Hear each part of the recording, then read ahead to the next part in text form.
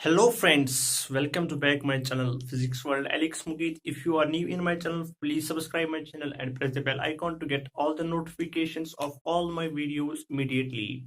Friend, जैसा कि मैंने बताया था लास्ट वीडियो इलेक्ट्रोस्टैटिक्स का, जो वो लास्ट वीडियो था जैसे कि मैंने उस वीडियो में बताया था कि मैं और भी वीडियोस लेकर आऊंगा न्यूमेरिकल्स पे, लेकिन लेट इसलिए हुआ वीडियो बनाने में क्योंकि हमारे बोर्ड ने जो है रिजल्ट डिक्लेयर किए थे। मेरा भी रिजल्ट था, तो उसमें जो है टाइम वेस्ट बहुत हो गया। तो इस वीडियो में जो करंट इलेक्ट्रिसिटी के जो पिछले 10 सालों में जो भी क्वेश्चन पूछे गए नीट और जेई में, वो यहाँ पे हम डिस्कस करेंगे। और जो इलेक्ट्रोस्टैटिक्स का चैप्टर है उसमें मैंने 3 वीडियो बनाए हैं, आप वो भी देखिए क्योंकि उसमें मैंने बहुत से कंसेप्ट जो करंट इलेक्ट्रिसिटी में भी जो आपको बहुत मदद करेंगे, जैसे व्हीटस्टोन ब्रिज का जिक्र मैंने वहां पे किया है। इनफाइनाइट लैडर को इसको हम कैसे सॉल्व कर सकते हैं, इनफाइनाइट नेटवर्क का कॉम्बिनेशन ऑफ वहां पे जो कैपेसिटर्स होते हैं, यहाँ पे रेजिस्टर्स होते हैं, मतलब जो भी डायग्राम आपको दी होगी, सर्किट दी होगी, उसको रीड ड्रा कैसे करते हैं उस पर मैंने जो है एक्सप्लेन अच्छे से किया है। यहाँ पे भी मैं वैसे एक्सप्लेन करूंगा। तो जो इलेक्ट्रोस्टैटिक्स के न्यूमेरिकल है उस पे यूट्यूब पे 3 वीडियो मेरी बनी हुए इस वक्त। देखो करंट इलेक्ट्रिसिटी में जो न्यूमेरिकल है, किस किस टॉपिक यहाँ पे कौन कौन सा टॉपिक यहाँ पे डिस्कस होने वाला है, जो बहुत सारे इंपॉर्टेंट है। ओम्स लॉ पे जो है न्यूमेरिकल्स हम करेंगे, ड्रिफ्ट ऑफ इलेक्ट्रॉन्स यानी ड्रिफ्ट वेलोसिटी पे भी जो न्यूमेरिकल्स है वो भी करेंगे, और जो रिलेशन है करंट इलेक्ट्रिसिटी ड्रिफ्ट वेलोसिटी उस पे भी जो अगर कोई न्यूमेरिकल्स होगा वो भी कर लेंगे। टेम्परेचर डिपेंडेंस ऑफ रेजिस्टिविटी, इस पे भी एक दो न्यूमेरिकल्स करेंगे, जो हम ज्यादा से यहाँ से न्यूमेरिकल जो है ज्यादा से ज्यादा हम करेंगे। कॉम्बिनेशन ऑफ रेजिस्टर्स जो हम करेंगे, कॉम्बिनेशन पे जो है ज्यादा जो है हम न्यूमेरिकल्स करेंगे। इनफाइनाइट नेटवर्क के व्हीटस्टोन ब्रिज पे हम खास तौर पे 2-4 न्यूमेरिकल्स करेंगे। इनफाइनाइट लैडर पे भी हम न्यूमेरिकल्स करेंगे। तो इतने सारे टॉपिकों पे न्यूमेरिकल्स करने के लिए जो ये वीडियो है वो बहुत लंबी हो जाएगी। इस वीडियो को देखने के बाद अगर आप बहुत और भी न्यूमेरिकल्स करना चाहते हो तो आप क्रोम ब्राउजर पे भी आपको बहुत सारे न्यूमेरिकल्स मिल जाएंगे। अगर आपको मतलब मेरा भी व्हाट्सएप ग्रुप चल रहा है, वहां पे मैं डेली न्यूमेरिकल्स सेंड करता हूँ, आप मेरा व्हाट्सएप ग्रुप ज्वाइन कर सकते हो। आप मुझे इस नंबर पे व्हाट्सएप नंबर पे मैसेज कर सकते हो, तो मैं आपको जरूर ऐड कर लूंगा।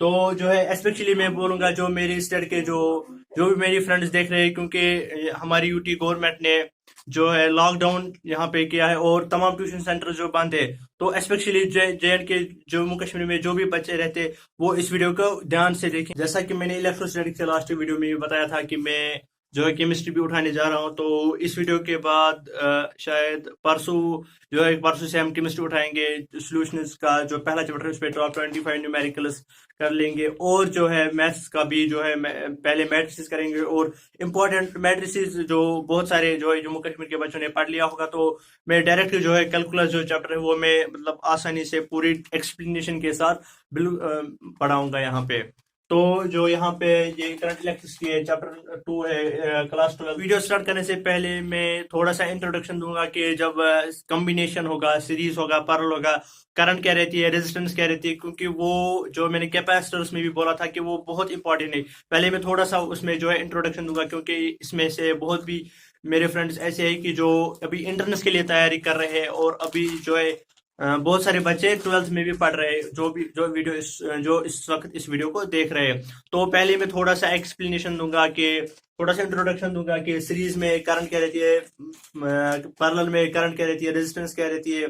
तो पहले हम थोड़े से इंट्रोडक्शन की तरफ चलते हैं। एक इम्पोर्टेंट सा टॉपिक जो मैं यहाँ पे भूल गया बोलना, तो वो बहुत इंपॉर्टेंट है, जो कलर कोडिंग रेजिस्टेंस, मतलब हम कलर को कैसे मतलब रिप्रेजेंट करें और हम उसकी रेजिस्टेंस पता कर सकते हैं। तो वो बिल्कुल बहुत ही इंपॉर्टेंट क्वेश्चन है, तो वो मैं इस वीडियो में एक्सप्लेन करूंगा। जो यहाँ पे इंपॉर्टेंट टॉपिक है वो है कॉम्बिनेशन। देखो कॉम्बिनेशन में हम पहले सीरीज की बात कर लेंगे। देखो सीरीज में हम कब कहेंगे कि रेजिस्टर जो है कनेक्ट है। देखो अगर हम ये एक रेजिस्टर लेंगे, देखो अगर हमारे पास 2 रेजिस्टर्स होंगे,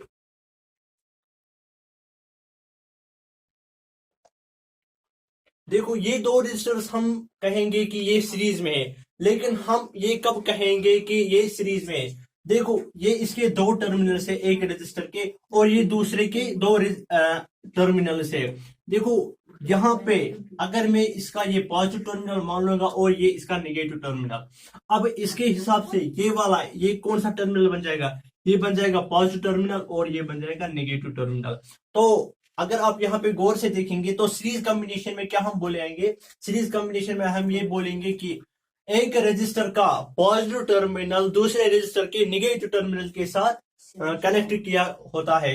देखो यहाँ पे ये पॉजिटिव ये निगेटिव, यहाँ पे इसका निगेटिव इसके पॉजिटिव के साथ कनेक्ट किया गया है।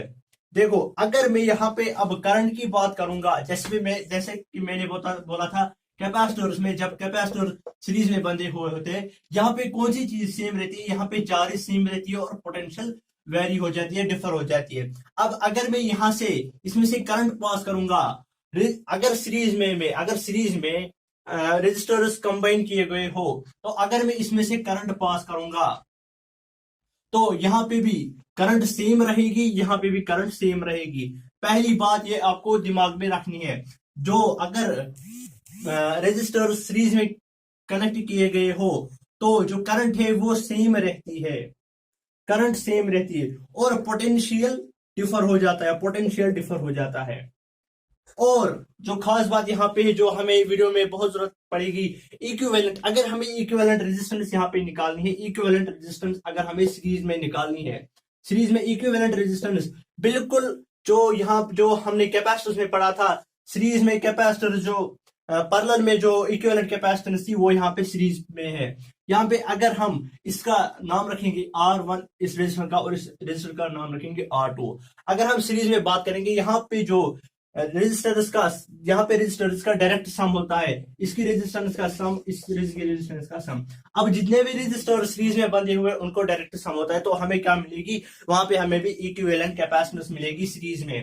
तो यहाँ पे ये इस मतलब सीरीज कॉम्बिनेशन में ये बात आपको ध्यान में रखनी है कि करंट सेम यहाँ पे रहती है और पोटेंशियल डिफरेंट रहता है, क्योंकि जब व्हीटस्टोन ब्रिज अगर कोई मतलब सर्किट दिया होगा, वहां पे सीरीज भी पैरेलल भी एक ही क्वेश्चन में दिया होगा, तो वहां पे आपको यही क्वेश्चन जो है, ये कंसेप्ट वहां पे यूज पड़ेगा, करंट वहां पे सेम रहती है और पोटेंशियल डिफर हो जाती है। तो इक्विवेलेंट कैपेसिटेंस क्या होती है सीरीज में, इक्विवेलेंट कैपेसिटेंस उनका डायरेक्ट सम होता है। यहाँ पे आप याद रखेंगे DS डायरेक्ट सम।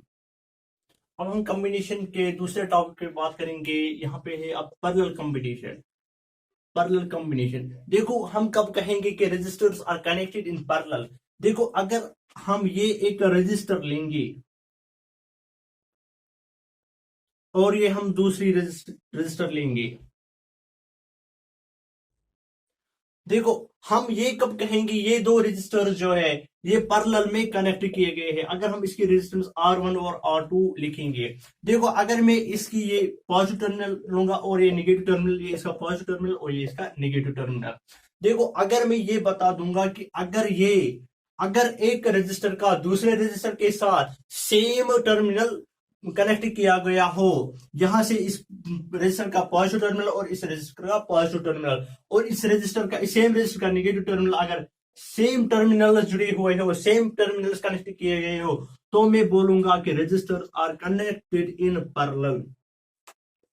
सीरीज में क्या था, सीरीज में एक का रजिस्टर जो है इसका पॉजिटिव टर्मिनल नेगेटिव टर्मिनल के दूसरे रजिस्टर के साथ था। इसमें क्या है, इसमें एक रजिस्टर का पॉजिटिव टर्मिनल दूसरे रजिस्टर के पॉजिटिव टर्मिनल के साथ कनेक्ट किया गया होता है और वो बैटरी के साथ कनेक्ट किया गया होता है। देखो इसमें इंपॉर्टेंट बात यह है कि अगर रजिस्टर्स पैरेलल में कनेक्ट किए गए हो, जैसे कैपेसिटर्स, जब कैपेसिटर्स पैरेलल में कनेक्ट किए गए होते हैं, वहां पे क्या चीज सेम रहती है, वहां पे पोटेंशियल डिफरेंस सेम रहता है और वहां पे जो है चार्ज डिफर होता है अगर पैरेलल कॉम्बिनेशन हो।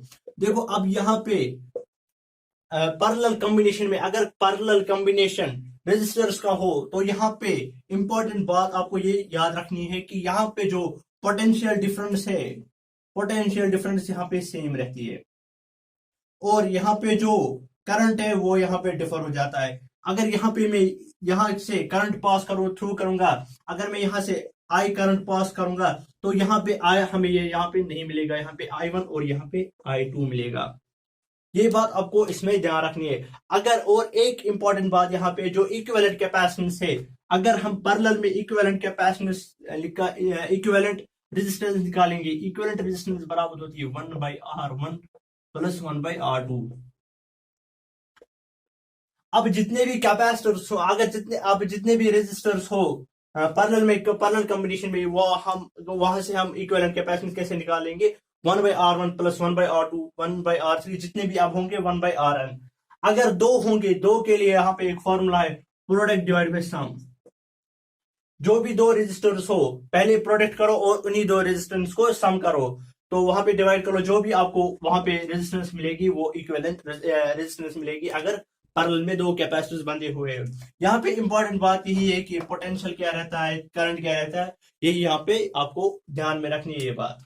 अब जितना भी जो मुझे यहाँ पे इंट्रोडक्शन में देना था वो मैंने इस वीडियो के लिए दे दिया है, तो हम बिना टाइम वेस्ट किए अपने पहले क्वेश्चन की तरफ चलते हैं। तो हमारे पास जो क्वेश्चन नंबर 1 है वो नीट 2020 में पूछा गया है। आप नीट 2020 का पेपर चेक कर सकते हैं, वहां पे आपको ये मिल जाएगा। इसमें क्या दिया हुआ है? Charges particle having descriptive velocity 7.5 × 10⁻⁴ और इलेक्ट्रिक फील्ड यहाँ पे कितना दिया हुआ है? 3 × 10⁻10।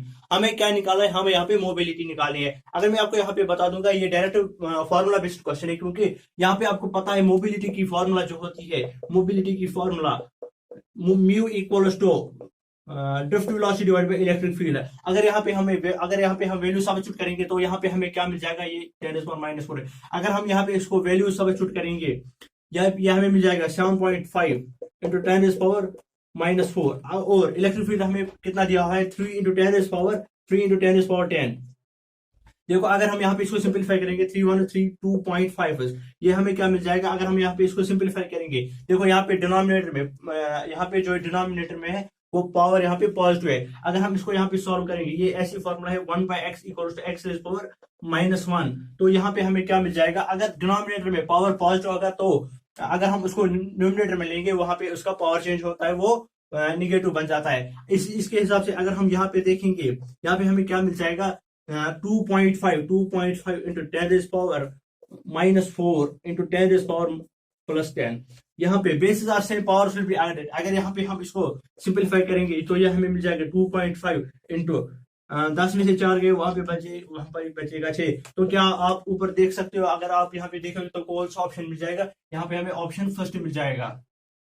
तो यहाँ पे जो है ये पहला क्वेश्चन जो है वो डायरेक्ट फॉर्मूला बेस्ड क्वेश्चन था। इसमें हमें मोबिलिटी निकालनी है, तो मोबिलिटी का फॉर्मूला आपको यहाँ पे म्यू इक्वल्स टू जो drift velocity divide by electric field, यहाँ पे आप डायरेक्ट वैल्यू सब्स्टिट्यूट करेंगे तो ये आपकी न्यूमेरिकल पहली बार। देखो अब हमारे पास क्वेश्चन नंबर 2 है, वो कब पूछा गया है? वो नीट 2017 में पूछा गया है। आप नीट 2017 का पेपर चेक कर सकते हो, वहां पे आपको एक क्वेश्चन मिलेगा। क्वेश्चन क्या दिया हुआ है? क्वेश्चन दिया हुआ है the resistance of a wire is R ohm. If the wire is stretched n times its original length, n times its original length, its new resistance will be। Question में ये दिया हुआ है कि अगर आप मान लो कि एक वायर है, इसकी ओरिजिनल लेंथ है, अगर हम इसको खींचेंगे तो खींचने के बाद इसकी रेजिस्टेंस क्या होगी? देखो अगर मैं यहाँ पे लिखूंगा इसकी इनिशियल लेंथ L1, ये इसकी क्या बन जाएगी? Initial length. और इनिशियल लेंथ, अब जब इसका इनिशियल लेंथ होगा, इनिशियल लेंथ होने की वजह से इसका इनिशियल एरिया भी होगा। Let suppose initial area will be A1 initial area. अब मैं इसको स्ट्रेच करता हूं n टाइम्स, अगर मैं इसको स्ट्रेच करूंगा तो इसकी लेंथ क्या बन जाएगी? वो बन जाएगी L2। अगर मैं इसकी L2 लेंथ लूंगा, फाइनल लेंथ,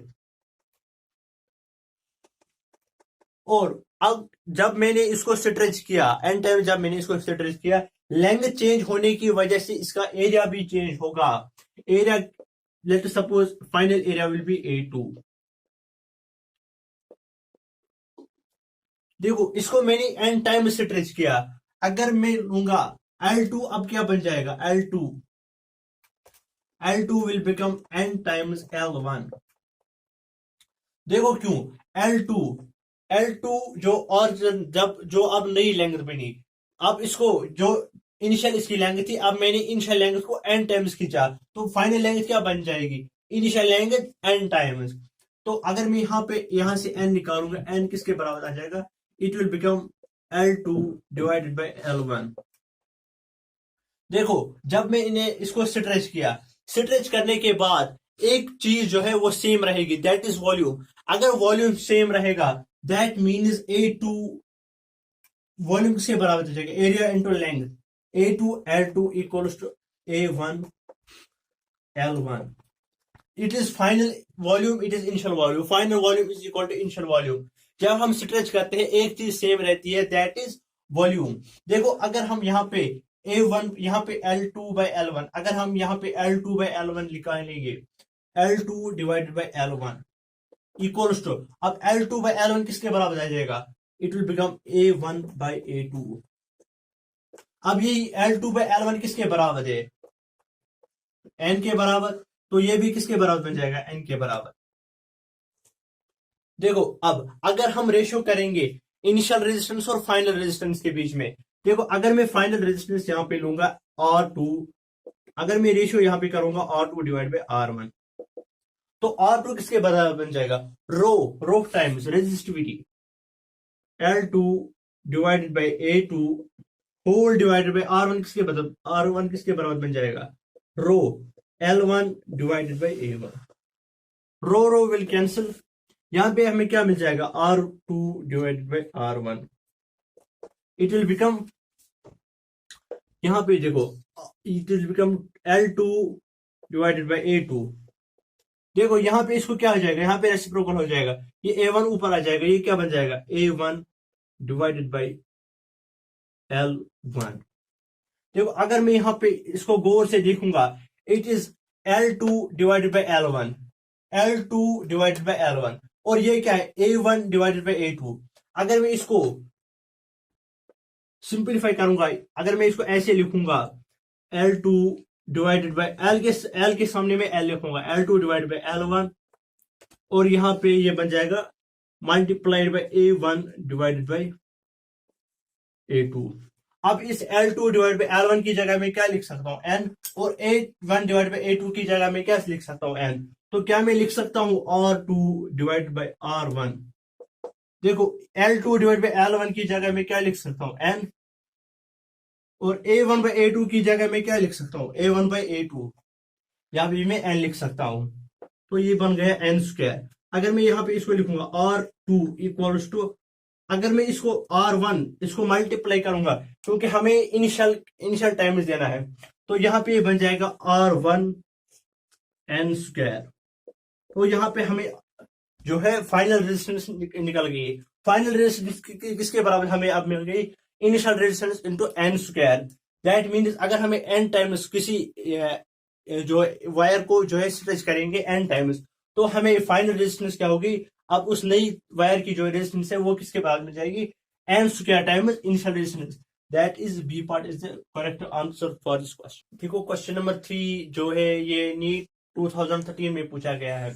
इसमें क्या कहा गया है, अभी जो हमने क्वेश्चन किया है वो बिल्कुल, अब हम इसमें हम ज्यादा टाइम नहीं लेंगे, क्योंकि वो जो इससे पहले हमने क्वेश्चन किया है ये उसी पे बेस है। देखो यहाँ पे क्या है, ए वायर ऑफ रेजिस्टेंस 4 ओम, एक वायर है उसकी रेजिस्टेंस कितनी है, उसकी रेजिस्टेंस 4 ओम है। इसको स्ट्रेच किया गया है, जो इसकी ओरिजिनल लेंथ थी उससे डबल इसको ट्वाइस स्ट्रेच किया गया है। अब ये बता रहा है कि जो स्ट्रेच वायर अब है इसकी रेजिस्टेंस क्या होगी। अभी हमने जो क्वेश्चन किया था उसमें हमने लिखा था कि जो अगर हम किसी वायर को स्ट्रेच करते हैं उसकी न्यू रेजिस्टेंस किसके बराबर होती है, जो इनिशियल रेजिस्टेंस होती है, और जितने टाइम्स हम जो उसको है स्ट्रेच करते हैं उससे जो उसका स्क्वायर लेते हैं। देखो उसमें हमने क्या लिखा था, अगर R2 होगा फाइनल रेजिस्टेंस वो किसके बराबर होता है, N² R1। ये हमने पिछले क्वेश्चन में देखा था। अगर हम किसी भी वायर को स्ट्रेच करते हैं उसकी रेजिस्टेंस किसके बराबर होती है, न्यू रेजिस्टेंस किसके बराबर होती है, इनिशियल रेजिस्टेंस, और कितनी टाइम जो हम इसको स्ट्रेच करते हैं उसका स्क्वायर लेते हैं। देखो अब इसी के मुताबिक अगर हम ये वाला क्वेश्चन कर लेंगे, देखो N² N किसके बराबर है, कितनी दफा हम इसको स्ट्रेच करते हैं, इसको हम कितनी दफा स्ट्रेच करते हैं, ट्वाइस हम इसको स्ट्रेच करते हैं। तो यहाँ पे मैं लिखूंगा 2²। और इनिशियल रेजिस्टेंस कितनी है, इनिशियल रेजिस्टेंस हमारे पास है 4 ओम। अगर हम इसको यहाँ पे 4 ओम लिखेंगे तो हमें फाइनल रेजिस्टेंस क्या मिलेगी, 4 into 4 that is 4 into 4 that is 16 ohm. That is option number C. देखो ये क्वेश्चन आपने कब कर लिया, जब आपने इससे पहला वाला क्वेश्चन जो है अच्छी तरीके से समझा। अगर हम किसी भी वायर को स्ट्रेच करते हैं, किसी एन टाइम से हम स्ट्रेच करते हैं, तो अगर हम ये वाला क्वेश्चन देखें, यहाँ पे हमें क्या निकाला था। अगर हम किसी एक वायर है हमारे पास, वो उसकी रेजिस्टेंस कितनी है 4 ओम। अगर हम इसको twice it is original length stretch करते हैं, तो इसकी रेजिस्टेंस क्या होगी, twice that is an times जितनी दफा हम उसको स्ट्रेच कर लेंगे, वो उसका स्क्वायर यहाँ पे लेना है और उसको मल्टीप्लाई किसके साथ करना है, इनिशियल रेजिस्टेंस के साथ। देखो अब क्वेश्चन नंबर 4 हमारे पास है, फाइंड इक्विवेलेंट कैपेसिटर्स। आखिरकार अब हम पहुंच गए series combination, parallel combination of capacitors. अब हम वहां तक अब हम पहुंच गए, और यहाँ पे क्वेश्चन दिया हुआ है, find equivalent capacitance between P and Q. P and Q के बीच में जो है कैपेसिटेंस निकालनी है आपको, जिसमें से तीन रेजिस्टर जुड़े हुए R1 R2 R3। आपको इक्विवेलेंट कैपेसिटेंस निकालनी है। पहले आपको ये देखना है कि इन तीनों में से कौन से रजिस्टर में, कौन से पैरेलल में, कौन से सीरीज में है। और अगर तीनों सीरीज में या तीनों पैरेलल में, फिर इक्विवेलेंट रेजिस्टेंस निकालनी है। देखो यहाँ पे R1 कितना दिया है 2 ओम, R2 भी 2 ओम, R3 भी 2 ओम दिया हुआ है। और ये क्वेश्चन कब पूछा गया है, जेई जो है जेई मेंस 2006 में पूछा गया है। देखो इन क्वेश्चन को सॉल्व करने से पहले इनको बस इतना करना होता है, इनको पहले जो है नंबरिंग देनी होती है और फिर इनको रीड्रा करना होता है। रीड्रा करने के बाद आप इसको सिंपली जो है सॉल्व कर सकते हो। देखो आपको पहले नंबरिंग कैसे करनी है। देखो यहाँ पे ये वायर जुड़ी हुई है।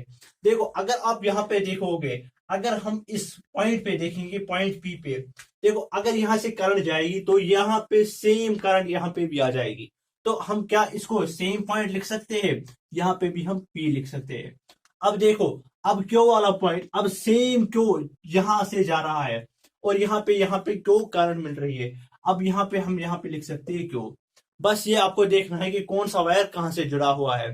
अब देखो तीनों रजिस्टरों को जो है मिल गया।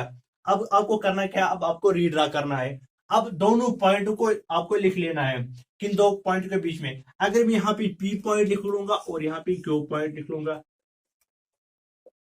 देखो अब देखो अब मैं यहाँ पे देखूंगा R1 रजिस्टर। अगर मैं R1 रजिस्टर की तरफ देख लूंगा, R1 रजिस्टर का एक टर्मिनल किसके साथ जुड़ा हुआ है, पॉइंट P के साथ, और दूसरा किसके साथ जुड़ा है, Q के साथ। तो अगर मैं पहले इसको बना लूंगा रजिस्टर 1 को, एक पॉइंट P, एक टर्मिनल P के साथ और दूसरा टर्मिनल Q के साथ। अब ये कौन सा रजिस्टर है, R1, और इसकी रेजिस्टेंस कितनी है 2 ओम। अब कौन सा रजिस्टर हमें देखना है, अब हम R2 की तरफ देखते हैं। देखो यहाँ पे इसका पॉइंट किस किस के साथ जो है जुड़ा हुआ है, एक टर्मिनल क्यू के साथ, एक टर्मिनल P के साथ, एक टर्मिनल क्यू के साथ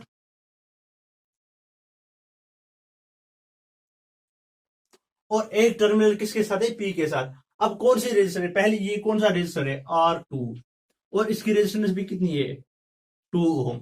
अब देखो अब हम किस रजिस्टर की तरफ चलते हैं, रजिस्टर नंबर 3 की तरफ। अब इसका एक टर्मिनल किसके साथ, P के साथ, और दूसरा टर्मिनल Q के साथ। अब एक P के साथ और दूसरा Q के साथ। इसकी भी रेजिस्टेंस कितनी है R3, और इसकी रेजिस्टेंस कितनी है 2 ओम। अब आप यहाँ पे देख लोगे, अगर ये इसका पॉजिटिव टर्मिनल है, ये इसका पॉजिटिव, ये इसका पॉजिटिव, ये इसका निगेटिव, निगेटिव और निगेटिव। अब आप यहाँ पे देखोगे, यहाँ पे क्या है, यहाँ पे कौन सी कॉम्बिनेशन है, यहाँ पे पॉजिटिव टर्मिनल एक साइड और नेगेटिव टर्मिनल दूसरे साइड। तो ये कौन सा कॉम्बिनेशन बन गया, ये यहाँ पे बन गया पैरेलल कॉम्बिनेशन। अगर हम यहाँ पे इसको देखेंगे, पैरेलल कॉम्बिनेशन में इक्विवेलेंट किसके बराबर होती है, equivalent capacitance 1/Rp। Parallel combination 1/R1 plus 1/R2 plus 1/R3। देखो 1/Rp किसके बराबर हमें मिल जाएगा, 1/Rp इक्वल्स टू 1/R1 किसके बराबर 1/2। तीनों की रेजिस्टेंस सेम है 1/2 प्लस 1/2। अगर हम एलसीएम कॉमन लेंगे 1/Rp इक्वल्स टू 2, हम एलसीएम ले लेंगे 1 प्लस 1 प्लस 1 दैट इज 3/2। देखो ये रेसिप्रोकल में हमें मिल गया, 3/2 किस में हमें मिल गया, रेसिप्रोकल में। अब हम इसको, हमें आरपी जरूरत है, इक्विवेलेंट कैपेसिटेंस जरूरत है।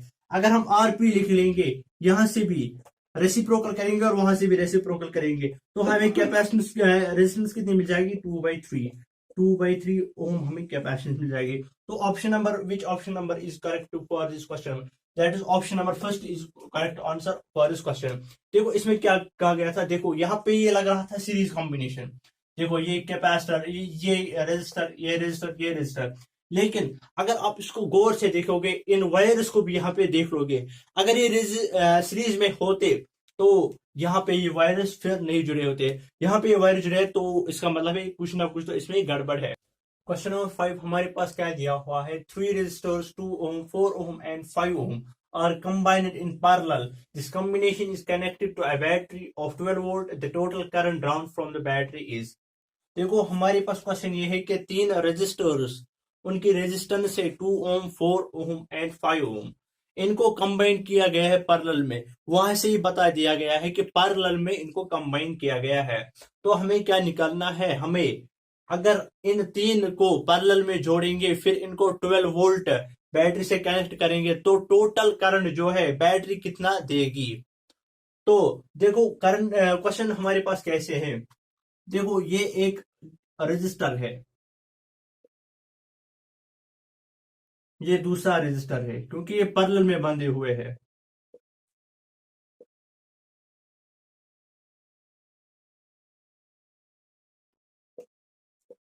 इनको किसके साथ जोड़ा गया है, 12 वोल्ट बैटरी के साथ इसको जोड़ा गया है।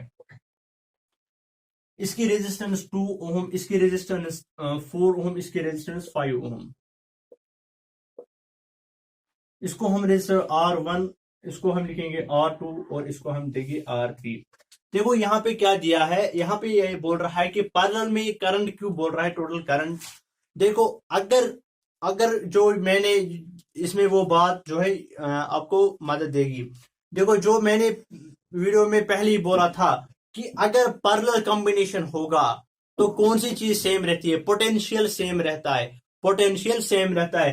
दैट मीन जो यहाँ पे पोटेंशियल होगा वो इस रेजिस्टर में भी पोटेंशियल होगा, सेम होगा, इस रेजिस्टर पे भी वही पोटेंशियल होगा, इस रेजिस्टर पे पोटेंशियल सेम होगा। तो डिफर कौन सी चीज होगी, करंट चेंज होगा, करंट चेंज होगा। यहाँ पे I1 मिलेगा, I2 मिलेगा, I3 मिलेगा, क्योंकि ये पैरेलल कॉम्बिनेशन है, जो वीडियो के पहले ही मैंने बोला था, एक्सप्लेनेशन दी थी। तो यहाँ पे हम कैसे निकाल सकते हैं, तो हम टोटल करंट निकालेंगे, इस पे कितना करंट है, इस पे कितना करंट है, इस पे कितना करंट है, I is called I1 plus I2 plus I3। But अगर हम I1 निकालेंगे, अगर हम I1 निकालेंगे वो किसके बराबर हमें मिल जाएगा, क्योंकि यहाँ पे पोटेंशियल सेम है, हर जगह पे 12 वोल्ट, यहाँ पे भी 12 वोल्ट, यहाँ पे भी 12 वोल्ट, यहाँ पे भी 12 वोल्ट है, क्योंकि जो पैरेलल कॉम्बिनेशन में वो पोटेंशियल जो है सेम रहता है। तो यहाँ पे हमें मिलेगा V डिवाइड बाई R1, ये हमें मिलेगा क्या, I1। अगर हम I1 को सॉल्व करेंगे, V हमें कितना है, V हमें टोटल है 20 और R1 हमें कितना दिया हुआ है, R1 हमें दिया हुआ है 2 ओम। अगर आप इसको सॉल्व करेंगे 2 1 2 10, तो I1 यहाँ पे हमें कितना करंट मिल गया, यहाँ पे हमें करंट मिल गया 10 एम्पियर। देखो अब कहां से करंट निकालना है, अब रजिस्टर 2 पे करंट निकालना है, रजिस्टर 2 पे I2 इक्वल्स टू V, यहाँ पे भी पोटेंशियल सेम है, लेकिन यहाँ पे रेजिस्टेंस इसकी अपनी है R2। यहाँ पे अगर हम इसको सॉल्व करेंगे 4 डिवाइड नहीं, यहाँ पे हमें पोटेंशियल कितना, total potential is 20 and resistance is 4 ohm, it will become 4 1 is 4 5, it will become 5 ampere. देखो यहाँ पे हमें कितना करंट मिल गया, यहाँ पे हमें मिल गया 10 एम्पियर, यहाँ पे कितना मिल गया 5 एम्पियर। अब यहाँ पे भी पोटेंशियल सेम है, क्योंकि ये पैरेलल कॉम्बिनेशन है, हर किसी रजिस्टर पे सेम पोटेंशियल होगा। अगर हम यहाँ पे I3 निकालेंगे, I3 किसके बराबर मिल जाएगा, V divide by R3, it will become V, potential कितना मिलेगा हमें 20, it is same, it is everywhere the potential is same in the parallel combination। R3 हमें कितना है, R3 यहाँ पे दिया हुआ है 5 ओम। अगर हम इसको सॉल्व करेंगे 5 1 5 4, यहाँ पे हमें मिल गया 4 एम्पियर। देखो हमें इस रेजिस्टर पे भी करंट मिल गया, इस रेजिस्टर पे भी करंट मिल गया, इस रेजिस्टर पे भी करंट मिल गया। अब हमें टोटल करंट निकालना है, that is I, total I equals I1 कितना है 10 प्लस I2 हमें कितना है 5 एंड I3 कितना है हमें 4, it will become 10 plus 5 that is 15 plus 4 that is 19 ampere हमें टोटल जो है करंट मिल गया। अब 12 वोल्ट बैटरी ने कितना करंट प्रोड्यूस किया, वो है 19 एम्पियर। क्वेश्चन नंबर 6 हमारे पास क्या दिया हुआ है, फाइंड टोटल रेजिस्टेंस। तो यहाँ पे आपके सामने डायग्राम दी हुई है, यहाँ पे स्क्वायर बना है, यहाँ पे स्क्वायर बना है और बीच में 3 कैपेसिटर जुड़े हुए हैं। यहाँ पे पहला कैपेसिटर, इसकी रेजिस्टेंस है 2 ओम, इसकी 4, इसकी 4, इसकी 2 ओम, इसकी 2 ओम। अब इसकी 2 ओम है, इसकी 2, इसकी 2, इसकी 4, इसकी 4 और इसकी 2। आपको खाली क्या करना है, इसको मैंने बोला था आपको पहले आपको डायग्राम को देखना है, फिर इसको रीड्रा करना है। तो अगर आप पहले डायग्राम को देखोगे, पहले आपको खाली या तो आप सीरीज वाले जो है सॉल्व करोगे या तो आप पैरेलल वाले सॉल्व करोगे। फिर उनको सॉल्व करने के बाद फिर से उनको रीड्रा करोगे, रीड्रा करने के बाद फिर से इक्विवेलेंट रेजिस्टेंस आप निकालोगे। देखो अगर मैं पहले इन दो स्केयर्स को सॉल्व करूंगा, देखो अगर मैं यहाँ पे देखो, ये यहाँ पे 4 और 4, 2 और 2, देखो ये 4 और ये 4 किस में है, ये तो सीरीज में है। और ये 2 और ये 2 किस में, ये भी सीरीज में है। देखो अगर ये और ये किस में, सीरीज में, ये और ये किस में, सीरीज में। सीरीज में क्या होता है, डीएस डायरेक्ट सम होता है। यहाँ पे हमें क्या मिल जाएगा, अगर मैं इसको इस वाले रजिस्टर को ऐसे रखूंगा, अगर मैं इस वाले रजिस्टर को ऐसे रखूंगा 2 ओम वाले रजिस्टर को, तो अब अगर मैं इसके बदले 4 और इस 4, अगर मैं इनकी इक्विवेलेंट कैपेसिटेंस निकालूंगा, ये किस में बांधे हुए, सीरीज में, डायरेक्ट सम होता है। 4 + 4 दैट इज 8। यहाँ पे 8 वाला, अब इसकी कैपेसिटेंस कितनी बन गई, 8। इन दो की जगह मैंने खाली एक रजिस्टर लिया, क्यों, मैंने इनकी इक्विवेलेंट कैपेसिटेंस निकाली। अब मैं इन दो के बदले एक ही लूंगा। देखो यहाँ पे अगर मैं इसकी रेजिस्टेंस निकालूंगी, 2 + 2 दैट इज 4 ओम।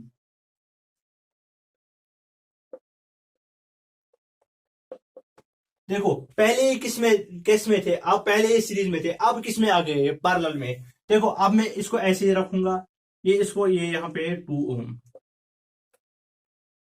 देखो अब ये वाला, अब अगर मैं यहाँ पे इसको देखूंगा, देखो ये दोनों सीरीज में, इन दो जब सीरीज में होता है रेजिस्टर, तो इनकी टोटल रेजिस्टेंस क्या होगी, इनकी टोटल रेजिस्टेंस होगी 4 ओम। यहाँ पे इसकी टोटल रेजिस्टेंस मिलेगी मुझे 4 ओम। अगर मैं अब नीचे वाले दो को सॉल्व करूंगा, ये दोनों भी सीरीज में, अगर मैं इनको भी सॉल्व कर लूंगा, ये भी डायरेक्ट सम हो जाएगा। तो यहाँ पे हमें क्या मिल जाएगा, यहाँ पे हमें मिल जाएगा 8 ओम।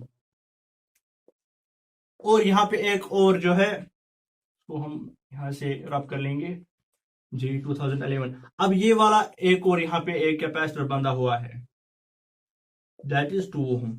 देखो मैंने क्या कर लिया, पहले मैंने इस डायग्राम को अच्छे से देख लिया। यहाँ पे मैं क्या देखता हूँ, यहाँ पे मैं देखता हूँ ये दोनों सीरीज में, ये दोनों सीरीज में, ये दोनों भी सीरीज में, ये दोनों भी सीरीज में। पहले मैंने इसको सॉल्व कर लिया और डायग्राम को रीड्रा कर लिया, रीड्रा। अब फिर मैं इस डायग्राम को देख लूंगा। देखो अब ये दो रेक्टेंगल्स बन गए, लेकिन अगर मैं यहाँ पे देख लूंगा, यहाँ पे ये क्या बन जाएगा, यहाँ पे पैरेलल कॉम्बिनेशन है, ये दो अब पैरेलल में बंधे हुए हैं। पहले मैं इन दो की, इसकी और इसकी इक्विवेलेंट कैपेसिटेंस निकालूंगा।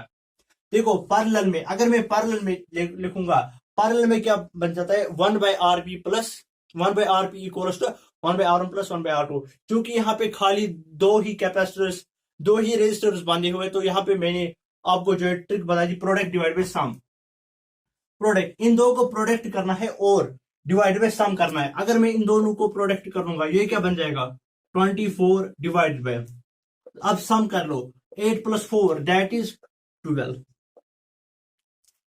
8 4 दैट 32, सॉरी यहाँ पे मिल जाएगा 32, 32 divide by 12, it will become 3 4 4 3 4 3 4 3s are 12 and 4 8s are 32, it will become 8/3 ohm।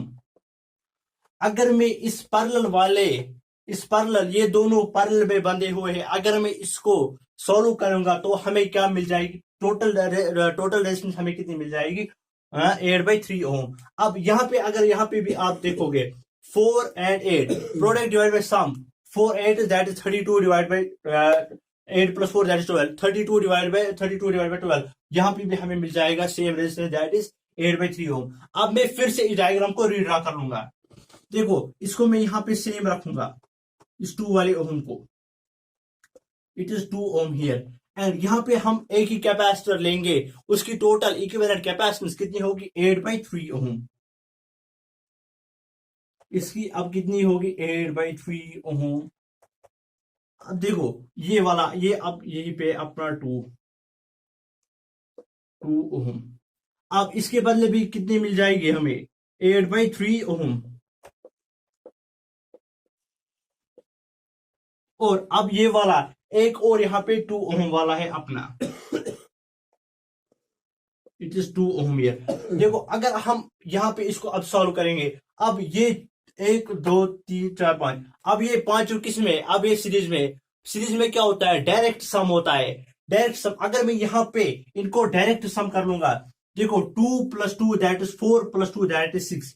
अगर मैं इस 2 और इस 2 और इस 2 के बदले एक ही कैपेसिटर लूंगा, उसकी कैपेसिटेंस कितनी होगी, उसकी रेजिस्टेंस कितनी होगी, दैट इज 6 ओम। अब अगर मैं इसको सॉल्व कर लूंगा फिर से, देखो अब यहां पे 2 8/3 दैट इज 8/3, ये एक 8/3 है और ये दूसरा 8/3 है। अब इसको यहां पे मैं जोड़ूंगा 8/3 और यहां पे ये 8/3 है। अब ये तीनों भी किस में, अब ये तीनों भी सीरीज में। अब अगर मैं इनको सम कर लूंगा, 6 + 8/3 + 8/3, 6 + 8/3 + 8/3। देखो यहाँ पे मैं कॉमन एलसीएम लूंगा, अगर मैं यहाँ पे इसको सॉल्व करूंगा, इट विल बिकम, अगर मैं यहाँ पे 6 + 3 यहाँ पे कॉमन एलसीएम लूंगा, और 8 + 8 that is 16, 3 6 that is 18 + 16 divided by 3, it will become 34 divided by 3 ohm। तो option number 34 divide by 3 ohm, option number C इसकी इक्विवेलेंट कैपेसिटेंस, इक्विवेलेंट रेजिस्टेंस मिल गई। देखो आपको करना क्या है, आपको डायग्राम को बेसिकली आपको डायग्राम को पूरी अच्छी तरीके से देखना है। फिर जहां जहां आपको लगे कि यहाँ पे रजिस्टर सेम है, या रजिस्टर सीरीज में, रजिस्टर पैरेलल में, वहां पे उसको सॉल्व इक्विवेलेंट रेजिस्टेंस निकालोगे और फिर से उस डायग्राम को रीड्रा कर लोगे। रीड्रा करने के बाद फिर से उसकी जो है जहां जहां पे आपको लगेगा वहां पे उसकी इक्विवेलेंट रेजिस्टेंस निकालो। देखो हमारे पास क्वेश्चन नंबर 7 ये है कि choose the correct combination of three resistance 1 2 and 3 ohm to get the equivalent resistance of 11/5 ohm। ये बिल्कुल आसान क्वेश्चन है। आपको 3 रेजिस्टर्स है, उनकी रेजिस्टेंस 1 2 and 3 ओम है। तो आपको इनको ऐसे अरेंज करना है, ऐसे कंबाइन करना है ताकि आपको इक्विवेलेंट कैपेसिटेंस 11/5 ओम मिल जाए। तो यहाँ पे ऑप्शन 4 दिए हुए हैं। पहला, अगर हम पहले जो है पहला ऑप्शन सिलेक्ट करेंगे, अगर हम पहला ऑप्शन सॉल्व करेंगे, अगर ये कहता है अगर हम तीनों को पैरेलल में कंबाइन करेंगे, अगर तीनों को पैरेलल में कंबाइन करेंगे तो हमें इक्विवेलेंट के रेजिस्टेंस क्या मिलती है 1/R1 + 1/R2 + 1/R3। तो हमें क्या मिल जाएगा 1/1 दैट इज 1 + 1/2 + 1/3। तो 1/RP दैट इज 1/RP। अगर हम इसको सॉल्व करेंगे, देखो 2 3 1s, अगर हम यहाँ पे इसको सॉल्व करेंगे 1 + 3 1s are 3 + 2 डिवाइडेड बाई 6, तो ये हमें क्या मिल गया 6 1s are 6 + 5 डिवाइडेड बाई 6, ये हमें मिल गया 11/6। लेकिन हमें क्या चाहिए 11/5, तो ऑप्शन ए नहीं है, ऑप्शन ए इसका नहीं आंसर है, तो ऑप्शन ए नहीं है। अगर हम ऑप्शन बी देखेंगे, combine all them in series, अगर हम इनको सीरीज में कंबाइन करेंगे, सीरीज में क्या होता है, सीरीज में डायरेक्ट सम होता है। अगर हम इनको डायरेक्ट सम करेंगे 1 + 2 + 3, it will become 5, 1 + 2 + 3 that is 6। तो हमें 6 भी नहीं है, तो ऑप्शन बी भी इसका आंसर नहीं है। तो अगर हम ऑप्शन सी देखते हैं, ये कहता है अगर 1 और 2 ओम को हम पैरेलल में, पहले पैरेलल में जो है कंबाइन करेंगे, और फिर 3 ओम इनको बोथ 3 ओम इनको सीरीज में कनेक्ट करेंगे। पहले अगर हम पैरेलल में इसकी इक्विवेलेंट कैपेसिटेंस निकालेंगे, इट विल बिकम 1/1 + 1/2 1/2। 1/1 प्लस 1/2। अगर हम इसको सॉल्व करेंगे it will become 2 once, 2 plus 1 divided by 2 it will become 3/2। अगर हम इसको रेसिप्रोकल करेंगे, रेसिप्रोकल करने के बाद हमें क्या मिल जाएगा, 2/3। और एक इसको सीरीज में ऐड करना है, फिर उसकी रेजिस्टेंस कितनी है, दैट इज 3। अगर हम इसको सॉल्व करेंगे cross wise multiplication, it will become 2 plus 9 divided by 3 it will become 12/3। तो ये भी हमें नहीं है 12/3, तो ये भी हमारा आंसर नहीं है। तो दैट मीन्स ऑप्शन थर्ड भी इसका नहीं है। अगर आप यहाँ पे कॉमन सेंस यूज करेंगे, अगर ये ऑप्शन नहीं है तो फोर्थ होगा। अगर हम फोर्थ को जो है चेक करेंगे पहले, अगर हम पहले फोर्थ को चेक करेंगे, 2 and 3 combined in parallel। अगर 2 और 3 ओम को हम पैरेलल में कनेक्ट करेंगे, that means 1/R1 plus 1/R2, 1/2 plus 1/3। ये हमें किसके बराबर मिल जाएगा, cross wise multiplication, 3 plus 2 divided by 6 it will become 5 divided by 6। अगर हम इसको रेसिप्रोकल करेंगे ये हमें मिल जाएगा 6/5। और एक को ऐड करना है 1 plus 1, cross wise multiplication, it will become 6 plus 5 divided by 5 it will become 11/5। that is option number 4 is the correct answer for this question number 7। देखो अब 8, 9 और 10 ये तीनों बहुत इंपॉर्टेंट क्वेश्चन है। 8 जो है ये यहाँ पर ये क्वेश्चन है, ये बहुत इंपॉर्टेंट क्वेश्चन है। अगर आप इलेक्ट्रोस्टैटिक्स जो कैपेसिटेंस पे जो न्यूमेरिकल्स है वो भी आप इसे कर सकते हो, क्योंकि जो मैं बोल रहा था कि व्हीटस्टोन ब्रिज, हाँ जी बिल्कुल ये व्हीटस्टोन ब्रिज है। अगर आपको मतलब मैं थोड़ा सी डिफिनेशन दूंगा, एक्सप्लेनेशन दूंगा कि व्हीटस्टोन ब्रिज को कैसे सॉल्व करते हैं, उसने कंसेप्ट क्या दिया हुआ था, बैलेंस्ड व्हीटस्टोन ब्रिज क्या है। और अगर मतलब बैलेंस्ड व्हीटस्टोन ब्रिज होने के बाद अगर सारे रेजिस्टर्स की रेजिस्टेंस सेम होगी तो टोटल रेजिस्टेंस क्या होगी। तो उसके बाद जो है इसका इस चैप्टर का बहुत बड़ा इंपॉर्टेंट क्वेश्चन, नीट 2020 में भी उसका एक क्वेश्चन आ गया था, कलर कोडिंग। आप कलर कोड रेजिस्टेंस कर सकते हो, मतलब अगर आप कलर देखोगे, कलर देख के आप बता सकते हो कि इस रेजिस्टर की कितनी रेजिस्टेंस होगी। इन क्वेश्चन की तरफ जाने से पहले मैं बस इतना एडवाइस करूंगा कि आपके पास अभी आपके हाथ में खाली मोबाइल फोन होना चाहिए और आपके सामने कॉपी और पेन होनी चाहिए, क्योंकि ये बहुत इंपॉर्टेंट क्वेश्चन है। ये 3 बहुत इंपॉर्टेंट क्वेश्चन है जो हर साल पूछते हैं नीट में। एक क्वेश्चन इसमें आता है करंट इलेक्ट्रिसिटी, और या तो इलेक्ट्रोस्टैटिक्स में व्हीटस्टोन ब्रिज आएगा, या तो इस करंट इलेक्ट्रिसिटी में, या तो इलेक्ट्रोस्टैटिक्स में, दोनों चैप्टर में से एक ना एक क्वेश्चन आता है। और कलर कोड रेजिस्टेंस भी आता है। तो अगर आप कुछ खा रहे हो तो उसको अभी 5 मिनट के लिए उसको साइड में रख लो और इस वीडियो की तरफ ध्यान रखो। तो यहाँ पे अगर आप देखोगे, व्हीटस्टोन ब्रिज कहता है कि व्हीटस्टोन ब्रिज को सॉल्व करने से पहले आपको ये प्रिडिक्शन होगी कि अगर कहीं पे भी आपको 5 रेजिस्टर्स या 5 कैपेसिटर्स दिखेंगे तो आपको आपके दिमाग में पहले ये बात आनी चाहिए कि कहीं ये व्हीटस्टोन ब्रिज तो नहीं है। तो उसके बाद मैं आपको बताऊंगा कि इसको सॉल्व कैसे करते हैं।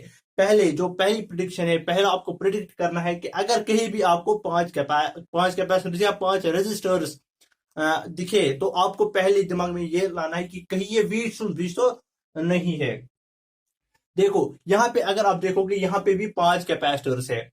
देखो यहाँ पे मैं अगर यहाँ पे थोड़ी सी एक्सप्लेनेशन दूंगा, थोड़ी सी डिफिनेशन, थोड़ी यहाँ पे डिटेल में बोलूंगा कि व्हीटस्टोन ब्रिज है क्या। देखो अगर आपके पास ऐसी कोई मतलब कॉम्बिनेशन होता है कैपेसिटर्स या सीरीज का या रेजिस्टर्स का कॉम्बिनेशन होता है,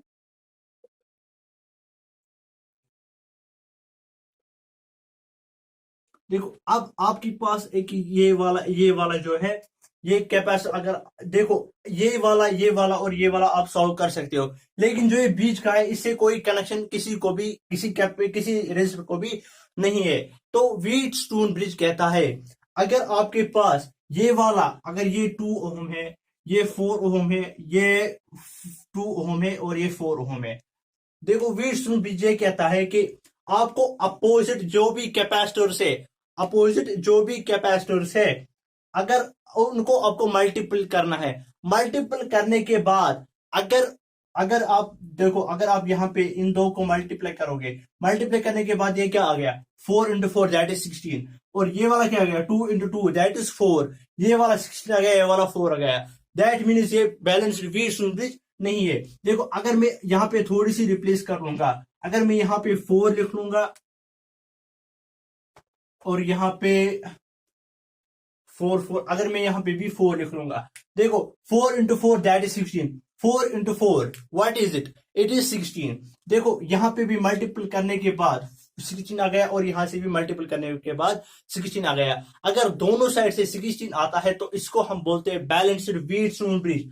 अगर मैं यहाँ पे अब यहाँ पे मैं 2 रखूंगा और यहाँ पे भी मैं 2 रखूंगा, अब इन दो को मल्टीप्लाई कर लो, 4 into 4 what is it, 8, and 4 into 2 that is 8, and 4 into 2 that is 8, it is balanced Wheatstone bridge. अगर आपके पास बैलेंस्ड व्हीटस्टोन ब्रिज होता है तो आपको व्हीटस्टोन कहता है, व्हीटस्टोन एक फिजिक्स था, वो कहता है आप इस वाले रेजिस्टर को नेग्लेक्ट कर सकते हो। नाउ इट इज अब it is simple to you to solve this. Now अब आपको क्या करना है, अब ये दोनों किस में, सीरीज में, और ये दोनों भी सीरीज में। इसके बाद आपको आता है कि कैसे सॉल्व करते हैं।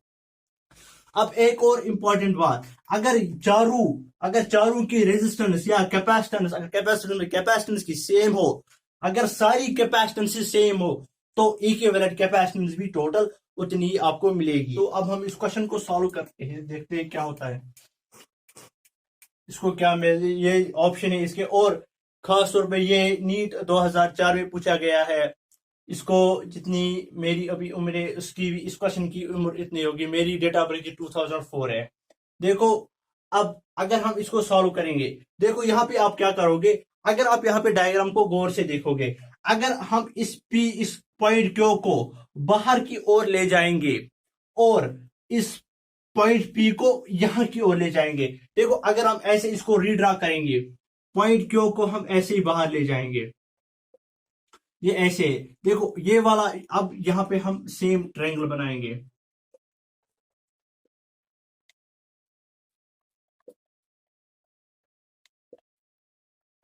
देखो अब इस पॉइंट पी को हम बाहर ले जाएंगे, अगर हम इस पॉइंट पी को यहां ले जाएंगे, दैट मीन्स हम इस पॉइंट पी को यहां ले जाएंगे, यहां पे एक रेजिस्टर डालेंगे और यहां पे एक रेजिस्टर कनेक्ट करेंगे, दैट मीन्स अब यहाँ पे पॉइंट पी है।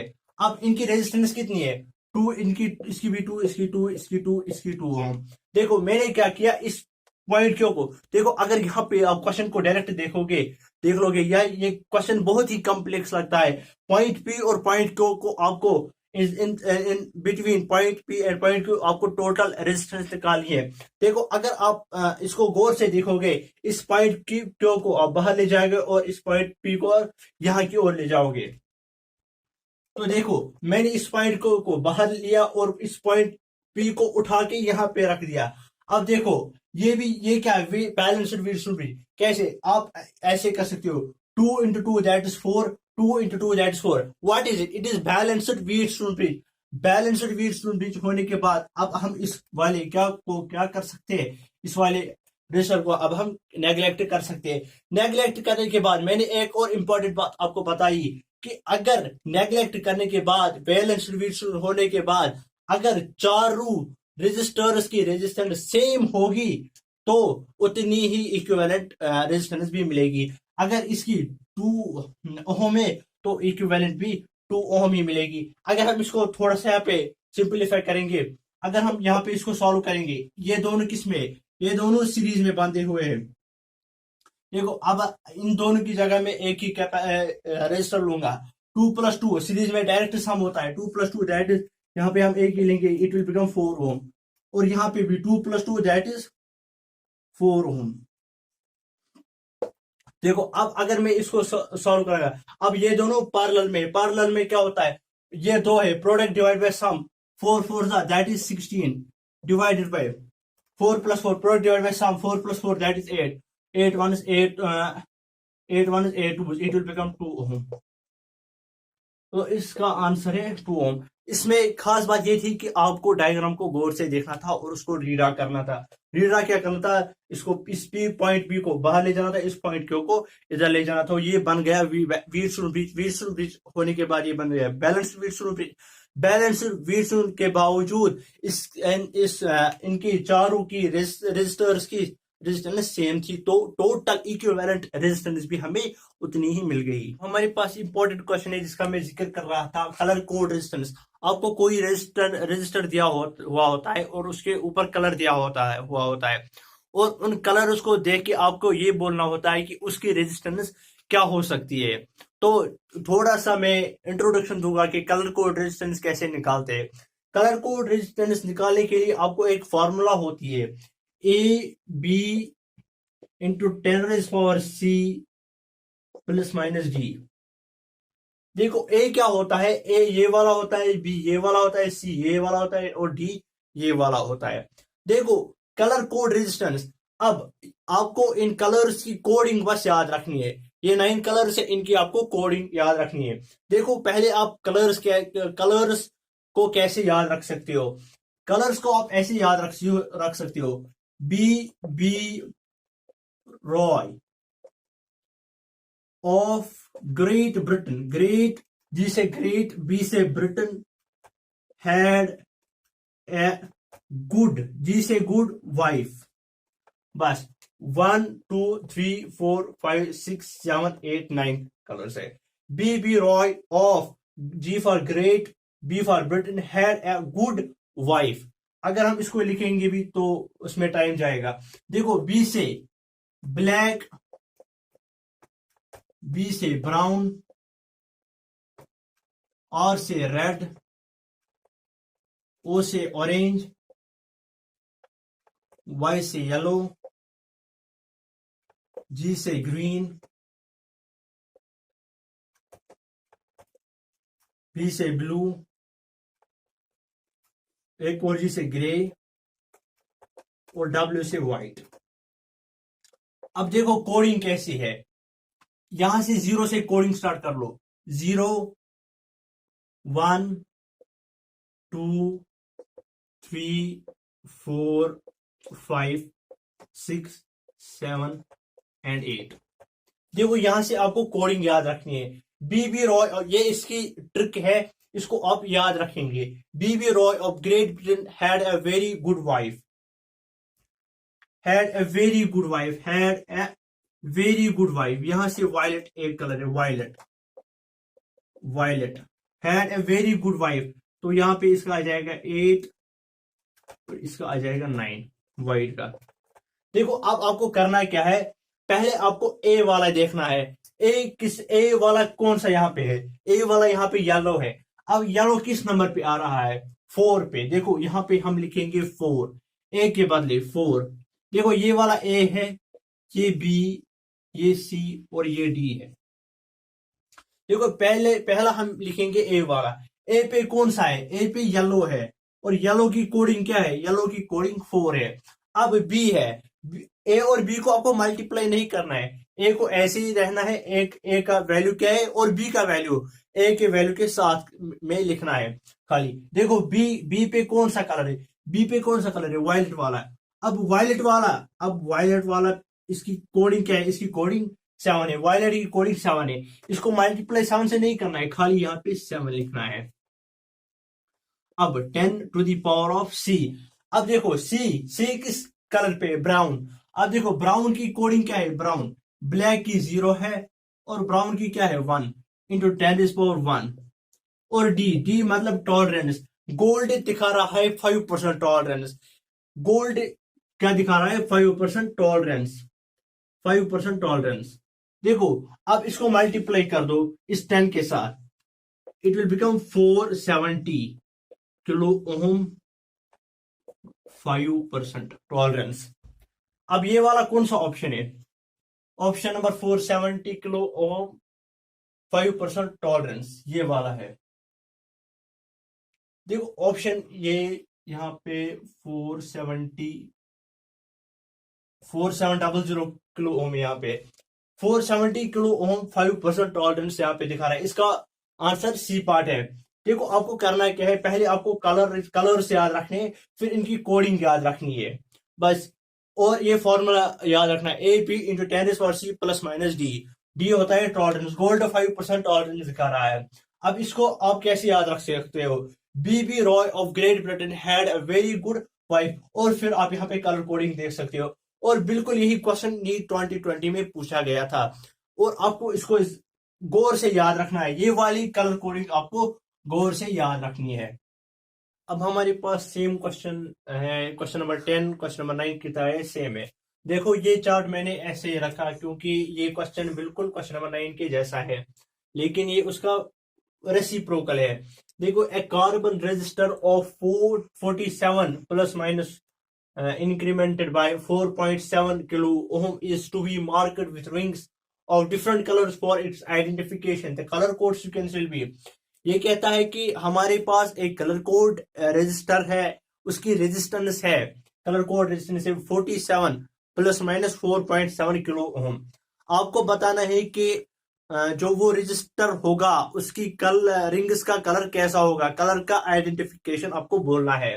देखो, अगर हम ए ऑप्शन लेंगे, देखो अगर हम इसको फॉर्मूला के मुताबिक लिखेंगे, it is 447 plus minus 4.7 kilo ohm. देखो यहां पे क्या है, देखो अगर हम ये वाला, it is A and B, it is A and B. देखो यहां पे क्या है, ए एंड बी। ए क्या है यहाँ पे 4, लेकिन 4 किसकी कोडिंग है, 4 येलो की कोडिंग है। दैट मीन्स ए क्या होगा, येलो, या तो ए येलो होगा। That means B and D option नहीं है। अगर इसके बाद आप देखोगे बी की कोडिंग क्या है, बी की कोडिंग है 7 की कोडिंग किसकी है, दैट इज वायलेट। यहाँ पे बी वाला कौन सा है, that is violet. That means B इसका ऑप्शन है। लेकिन मैं आपको यहाँ पे ये मैंने बोला इसलिए कि आपको कुछ सेकंड लगते हैं नीट में, एंट्रेंस पे आपको कैसे सॉल्व करना है। यहाँ पे मैं थोड़ी सी इसको जो है एक्सप्लेनेशन दूंगा कैसे आता है। देखो आपको करना क्या है, यहाँ पे ए बी दिया हुआ है, यहाँ पे ए बी को फाइंड करना है कि कलर कोडिंग कैसी है। किसी जगह कई बार जो है क्वेश्चन ऐसे नहीं आता है, तो थोड़ी सी रीअरेंजमेंट हो सकती है वहां पे। तो आप यहाँ पे कैसे निकाल सकते हो, देखो 47 A B, that means yellow and violet. देखो इसका दैट मीन्स अगर हम यहाँ पे देखेंगे 47 अगर हम बी वाला ऑप्शन सॉल्व करेंगे, देखो इसकी रेजिस्टेंस हमें क्या मिलती है। अगर यहाँ पे ए मिल गया हमें 47, अब इंक्रीमेंटेड बाय सी कौन सा कलर है यहाँ पे, ऑरेंज 10⁻C हमें देना है, 10⁻C ऑरेंज की कोडिंग क्या है, ऑरेंज की कोडिंग यहाँ पे है 3 यहाँ पे ऑरेंज की कोडिंग है। और यहाँ पे हमें इंक्रीमेंटेड बाय देना है किसके, अगर अब यहाँ पे प्लस डी है, प्लस डी की टॉलरेंस किसकी दिखानी है, सिल्वर की, और सिल्वर की टॉलरेंस होती है 10⁻, इसकी 10% टॉलरेंस होती है। देखो अगर मैं अब यहाँ पे इसको सॉल्व करूंगा 10⁻3 दैट मीन्स किलो ओम। अगर मैं इसके बदले किलो ओम लिख सकता हूं, लेकिन अगर मैं यहाँ पे देख लूंगा इस 47 का 10% कितना आएगा, दैट मीन्स 4.7 इसका 10% आएगा, प्लस माइनस इंक्रीमेंटेड बाय 47, और ये आएगा किलो ओम। अगर मैं बी पार्ट को सॉल्व कर लूंगा, देखो अगर मैं ए पार्ट को अब सॉल्व कर लूंगा, देखो वायलेट की कोडिंग क्या है, वायलेट की कोडिंग है 7, और येलो की कोडिंग क्या है, येलो की कोडिंग है 4, और अब 10⁻C दैट मीन्स ऑरेंज की कोडिंग है, दैट इज 3, ऑरेंज की कोडिंग 3 है, प्लस इंक्रीमेंटेड बाय सिल्वर की 10% है, 74 का 10% कितना होगा, 7.4। देखो इसके बदले हम किलो लिखेंगे, तो हमारे पास कोडिंग कितनी मिल गई, 7.7, रेजिस्टेंस कितनी मिल गई 74, plus minus incremented by 10% that is 7.4 kilo ohm. ये इसकी रेजिस्टेंस हमें मिल गई। गोल्ड की हमें 5% है, इसे हम यहाँ पे भी निकाल सकते हैं, येलो ग्रीन यहाँ पे कलर कोडिंग दी हुई है, यहाँ पे हमें ऐसी ये दी थी रेजिस्टेंस, टोटल रेजिस्टेंस दी थी, और यहाँ पे आपको कलर्स को आइडेंटिफाई करना था। तो ये था लास्ट क्वेश्चन। तो लास्ट क्वेश्चन के साथ मैं इतना कहूंगा कि अगर आपने अभी तक मेरी चैनल को सब्सक्राइब नहीं किया है तो प्लीज चैनल को सब्सक्राइब कर लेना, क्योंकि इस वीडियो को बनाने में बहुत मेहनत लगती है।